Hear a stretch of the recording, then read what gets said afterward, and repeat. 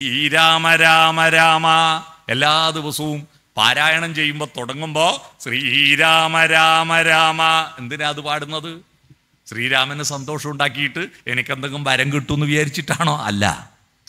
ശ്രീരാമനെ സന്തോഷിപ്പിച്ചിട്ട് എനിക്ക് വരം കിട്ടണമെന്ന് വിചാരിച്ചിട്ടല്ല ശ്രീരാമ രാമ എന്ന് പറയുന്നത്.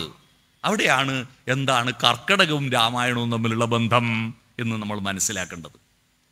കർക്കിടക മാസത്തിലെ രാമായണം വായിക്കാൻ പാടുള്ളൂ എന്നൊന്നും ആരും പറഞ്ഞിട്ടില്ല. പിന്നെ എന്തിനാണ് കർക്കിടകത്തിൽ രാമായണം വായിക്കുന്നത്? രണ്ട് കാരണങ്ങളാണ് അതിനുള്ളത്. ഒന്ന്, കർക്കിടകം രാശിയിലെ പുണർദം നക്ഷത്രത്തിലാണ് ശ്രീരാമൻ ജനിച്ചതെന്നാ പറയുന്നത്. കർക്കിടക മാസത്തിലാന്നല്ലേ, മാസം വേറെ രാശി വേറെയാണ് കേട്ടോ. കർക്കിടകം രാശിയിൽ പുണർദം നക്ഷത്രത്തിലാണ് ശ്രീരാമൻ ജനിച്ചത്. ഒന്നത്. രണ്ടാമത്, ഈ കർക്കിടക മാസം രാമായണ മാസമായിട്ട് കേരള മലയാളികൾ മാത്രമേ ഉള്ളൂ ആചരിക്കുന്നുള്ളൂ. ഇന്ത്യയിൽ രാമായണം ഉണ്ടായ നാട്ടിലൊന്നും കർക്കിടക മാസമൊന്നുമില്ല രാമായണത്തിന്. ഈ കേരളത്തിൽ എന്തുകൊണ്ടാണ് കർക്കിടക മാസത്തിൽ രാമായണം വായിക്കുന്നത്? കർക്കിടക മാസം കാക്ക കണ്ണു തുറക്കാതെ മഴ പെയ്യുന്ന മാസമാണ്. അന്തരീക്ഷത്തിൽ ഹ്യൂമിഡിറ്റി കൂടുന്ന മാസമാണ്. ഹ്യൂമിഡിറ്റി കൂടുന്ന മാസമാണ് എന്ന് പറഞ്ഞാൽ ഈർപ്പം കൂടുന്ന മാസമാണ്. നിങ്ങളൊരു കുപ്പിയിലെ വെള്ളം ഫ്രിഡ്ജിൽ നിന്ന് എടുക്കുക, തണുത്ത വെള്ളം, എന്നിട്ട് അതിൻ്റെ പുറത്തുള്ള വെള്ളം ഉണങ്ങിയ തുണി കൊണ്ട് തോർത്തിയെടുക്കുക.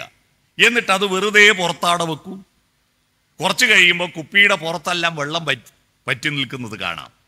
അകത്തുള്ള വെള്ളം പുറത്തു വന്നതല്ലല്ലോ. അന്തരീക്ഷത്തിൽ ഈർപ്പമുണ്ട്. ആ ഈർപ്പത്തെ വലിച്ചെടുക്കുന്നതാണ്.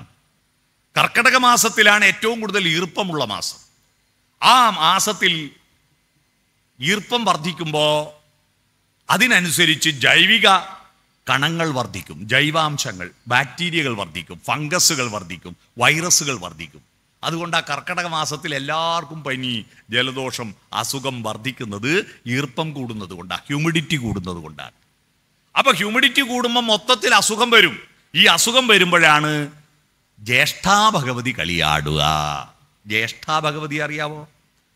ഭഗവതി രണ്ടുണ്ട്. ഞങ്ങളുടെ നാട്ടിലെ മലബാറിലെ തെയ്യക്കോലങ്ങൾ പൂതി രണ്ടുണ്ട്. ജ്യേഷ്ഠയും വലിയ പൂതി, അനുജത്തിയും ശ്രീയുമുണ്ട്. ജ്യേഷ്ഠയും ശീവോതിയുമുണ്ട്. ശീവോതി എന്ന് കേട്ടിട്ടുണ്ടോ? ഓണത്തിന് ശീവോതി പൂടുമ്പോൾ ശീവോതി ഇടും. ശീവോതി എന്ന് പറയുന്നത് ശ്രീ ഭഗവതിയാണ്, ഐശ്വര്യദേവതയാണ് ശ്രീ ഭഗവതി. ജ്യേഷ്ഠ എന്ന് പറഞ്ഞാൽ അസുഖമാണ്, മാരിയാണ്, പൊട്ടിയാണ്, വസൂരിയാണ്. ജ്യേഷ്ഠ അസുഖമുണ്ടാക്കുന്നവൾ, അസുഖമുണ്ടാക്കുകയും ഇല്ലാതാക്കുകയും ചെയ്യുന്നവൾ ജ്യേഷ്ഠ.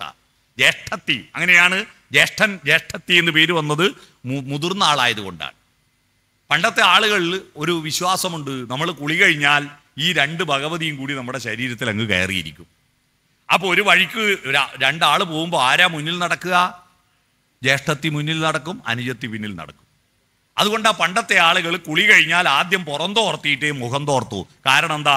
ആദ്യം തോർത്തുന്നിടത്ത് മുന്നിൽ നടക്കുന്ന ആൾ വന്ന് കയറിയിരിക്കും. ജ്യേഷ്ഠനെ പുറത്താക്കി പിന്നെ മുഖം തോർത്തിയാൽ മുഖത്ത് ഐശ്വര്യം വരും. അതിനു വേണ്ടിയിട്ട് അങ്ങനെ ചെയ്യുന്നത്.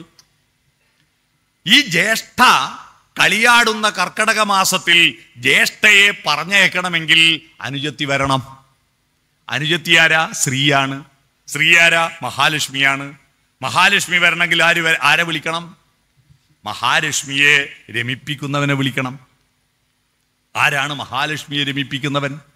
സ്ത്രീയെ രമിപ്പിക്കുന്നവൻ. സ്ത്രീ എന്ന് പറഞ്ഞാൽ മഹാലക്ഷ്മി. ആരാ? മഹാവിഷ്ണു. മഹാവിഷ്ണു. മഹാവിഷ്ണുവിനെ വിളിക്കണം. നിങ്ങളൊരു വീട്ടിൽ കല്യാണം ക്ഷണിക്കാൻ പോയി, വിവാഹം ക്ഷണിക്കാൻ പോയി.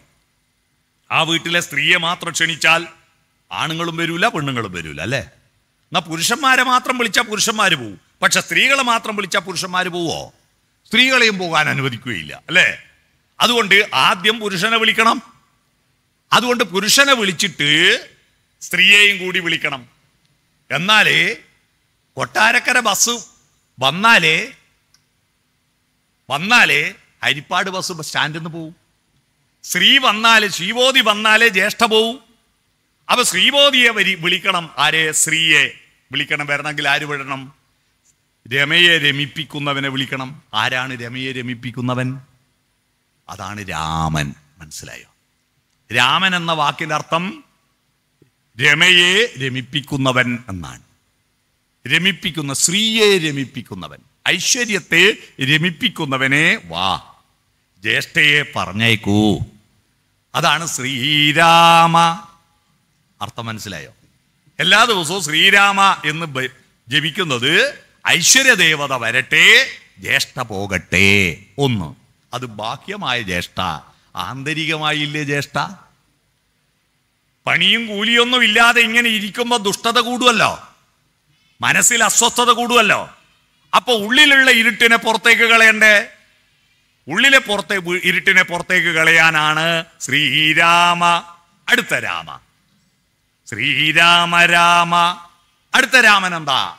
അടുത്ത രാമൻ രാശബ്ദോച്ചാരണ മാത്രേണ മുഖാ നിര്യന്തി പാതക പുനഃപ്രവേശ ഭീര്യാജ മകാരശ്ച കവാടവേൽ. രാ എന്നുച്ചരിക്കും വേളയിൽ എല്ലാ പാപങ്ങളും പുറത്തു പോകുന്നു. പുറത്തുപോയ പാപങ്ങൾ തിരിച്ചുള്ളിൽ പ്രവേശിക്കാതിരിക്കാൻ മ എന്ന് വായപൂട്ടണം.